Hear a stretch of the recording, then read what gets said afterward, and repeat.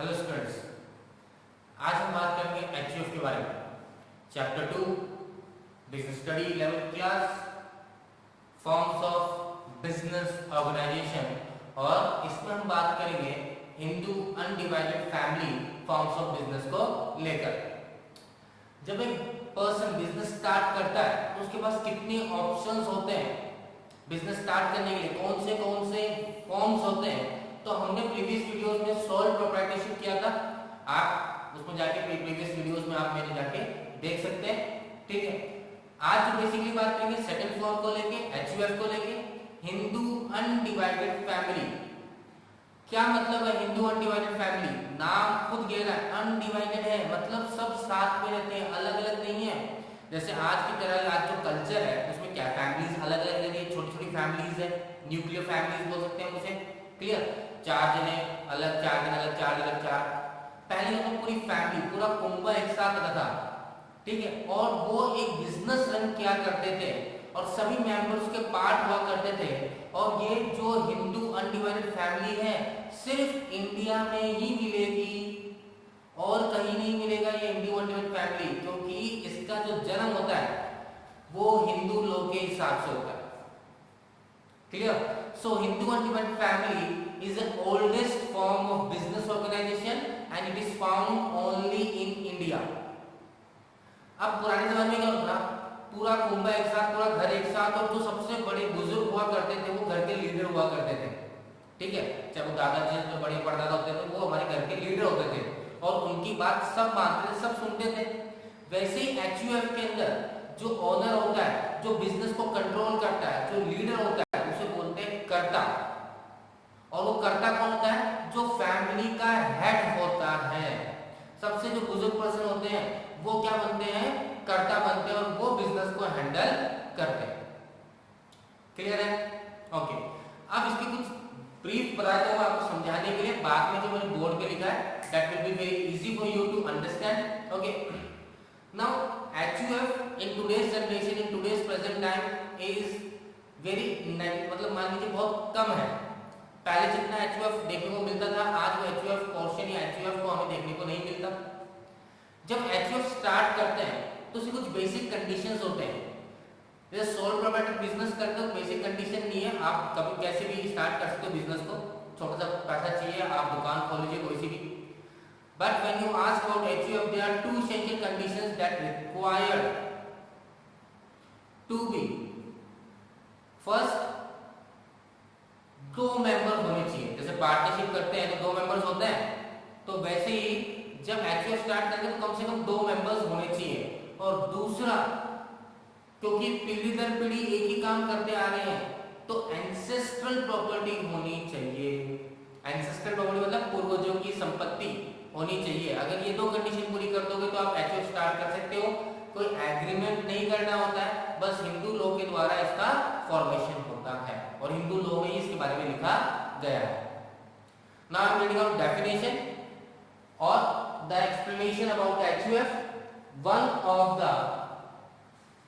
of the oldest form of business found only in India। मैं बता ही चुका हूं सबसे ओल्डेस्ट फॉर्म ऑफ बिजनेस है और सिर्फ इंडिया में रहेगा, governed by the Hindu law. सिर्फ हिंदू लॉ ही के द्वारा क्या होता है? गवर्न होता है और किसी लॉ में इसकी कोई फॉर्मेशन या लीगलिटी नहीं है। Next, condition for existence, there should be 2 members and ancestral property. यहां तक मैं एक्सप्लेन कर चुका हूं और यही बात बोल रहा है, ओल्डेस्ट फॉर्म ऑफ बिजनेस है। ठीक है, 2 कंडीशंस हैं, 2 मेंबर्स, एंसेस्ट्रल प्रॉपर्टी होनी चाहिए। कर्ता के बारे में समझा चुका हूं मैं आपको। जो एल्डेस्ट मेंबर होता है फैमिली का वो कर्ता होता है, वही हेड होता है बिजनेस का। ना नॉर्मली हम बात करते हैं अगर कॉन्ट्रैक्ट को लेकर या किसी बिजनेस में किसी को एडमिट करने को, पार्टनर बनाने को लेकर, तो उसकी एज क्या होनी चाहिए? 18 अबव होनी चाहिए। होती है ना, आप लाइसेंस बनवाते हैं तो भी तो एक लिमिट है, शादी करते हैं तो भी एक उम्र की लिमिट होती है। तो वैसे ही अगर नॉर्मल बोलते हैं किसी कॉन्ट्रैक्ट में एंटर करना है, कोई पार्टनर बनना चाहता है तो उसकी एज कितनी होनी चाहिए? 18 अबव होनी चाहिए।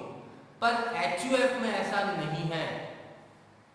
एचयूएफ बोलता है आपके जन्म होते ही you will be the member of that firm और दैट बिजनेस। मीन्स आपका जन्म उस घर में हुआ जिस घर में एचयूएफ है, तो उसी टाइम से आप क्या बन जाओगे, उस कंपनी के मेंबर बन जाओगे। और यहाँ पे मेंबर्स जो होते हैं उसको एक वर्ड यूज करते हैं, और वो वर्ड है, लिखता हूँ आपके लिए,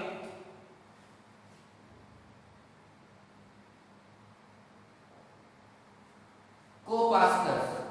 क्या कहते हैं, अगर जो मेंबर करता है वो जितने मेंबर्स होते हैं वो सब क्या कहलाते हैं, को-पार्टनर्स कहलाते हैं। तो फर्स्ट फीचर क्या होगा इसका, मेंबर बाय बर्थ ओनली, जन्म होते क्या बन जाओगे आप, मेंबर बन जाओगे। पर एचयूएफ में दो टाइप को डिस्ट्रीब्यूट कर दिया, एक होता है दयावागा सिस्टम, एक होता है मिताकाशरा सिस्टम। दयावागा बोलता है ये एप्लीकेबल होता है सिर्फ वेस्ट बंगाल में। कहाँ एप्लीकेबल होता है, वेस्ट बंगाल में। और ये बोलता है कि जन्म होते वेदर इट्स अ मेल और फीमेल वो मेंबर होंगे, जेंडर में कोई डिस्क्रिमिनेशन नहीं है। मेल मेंबर भी अगर किसी लड़के का जन्म होता है तो भी मेंबर बनेगा, को-पार्टनर बनेगा। अगर किसी लड़की का जन्म होता है तो भी को-पार्टनर, मतलब उनको बराबर का हक मिलेगा। पर जब हम बात करते हैं Mitakshara, Mitakshara all over the India applicable होता है एक्सेप्ट वेस्ट बंगाल। और ये बोलता है सिर्फ मेल मेंबर्स को ही क्या मिलेगा, मेंबरशिप बाय बर्थ मिलेगी, फीमेल मेंबर्स के लिए इसमें कोई जगह नहीं है। क्लियर है? हाँ, सुप्रीम कोर्ट का जजमेंट आ चुका है रिसेंटली, जिसमें बोल चुके हैं कि अब एचयूएफ अगर होता है मेल हो या फीमेल हो, वह एप्लीकेबल दोनों में ही है, मतलब दोनों मेंबर बन सकते हैं। पर आपके कोर्स के हिसाब से दयावागा और मिताकाशरा के बारे में बता रखा है, इसलिए मैं इसको इस तरह से एक्सप्लेन कर रहा हूं आपको। ठीक है, next, no maximum limit, members की कोई लिमिट नहीं है, कितने भी मेंबर्स हो सकते हैं, कितने भी, 100 200 300। पर एक कंडीशन है, मैक्सिमम कितनी जनरेशन, सिर्फ 3 जनरेशन इंक्लूड हो सकती है इसके अंदर, एक बार के अंदर। कितनी जनरेशन, 3 जनरेशन। मतलब परदादा वाली जनरेशन हो गई, दादा वाली जनरेशन हो गई, पापा वाली जनरेशन हो गई। तो अभी जो उनके बच्चे होंगे पापा के, वो अलाउड नहीं है जब तक परदादा वाली जनरेशन चली नहीं जाएगी।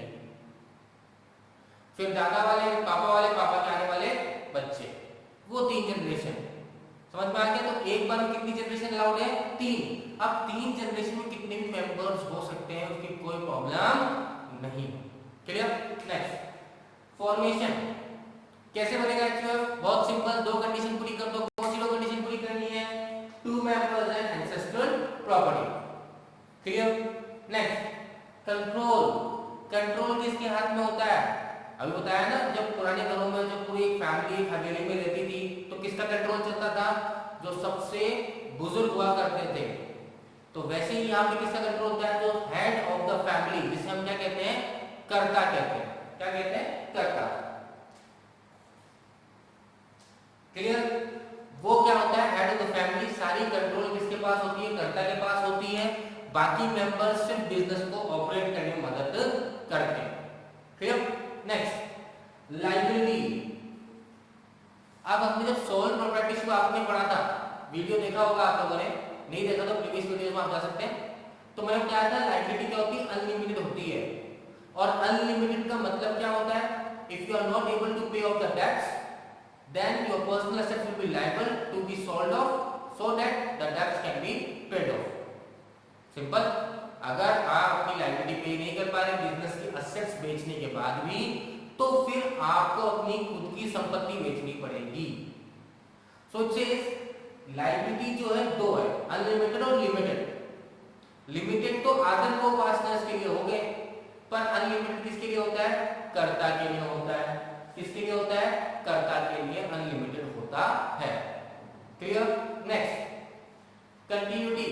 कंटिन्यूटी मतलब किसी के मर जाने से क्या बिजनेस बंद हो जाएगा? On the occurrence of any of the event और bankruptcy of the member, litigancy of the members, will the HUF business be shut down? No, कोई फर्क नहीं पड़ता। क्या कर्ता के मरने से?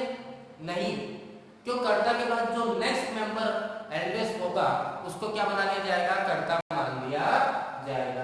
तो business will not be suffered at any consequence of that litigancy और bankruptcy of any of the members. Last, minor members, yes, a minor can be a member in HUF. Yes, a minor can be a member by the birth only. That's why minor can be a member in the case of HUF. So this was about Hindu Adjuvant family, which I have explained you. It's a very easy topic. What you have to remember, the two essential conditions: who is the most responsible person, that is karta, liability, and the control and the formation of.